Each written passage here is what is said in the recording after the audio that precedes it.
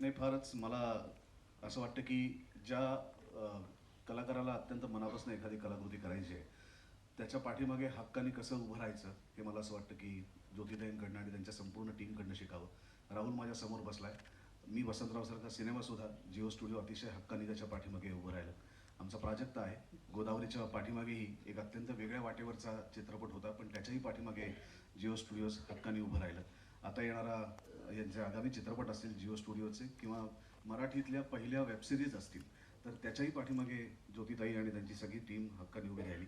तर ते फक्त स्टेजवरती बोलण्यापुरतं नाही आहे, तर प्रत्यक्ष कृतीत पण ते आहे. म्हणजे रिजनल सिनेमाला मोठं करायचं आहे, रिजनल सिनेमा बघायचा आहे, बऱ्याच वेळेला आश्वासनं देण्यापुरतं ते मर्यादित नाही आहे, तर सातत्याने जिओ स्टुडिओज, ज्योती मॅडम आणि त्यांचे सहकारी मराठी कॉन्टेंट, मग तो वेबसिरीज असेल, तो सिनेमाच्या संदर्भातला असेल, तो सातत्याने प्रमोट करायचा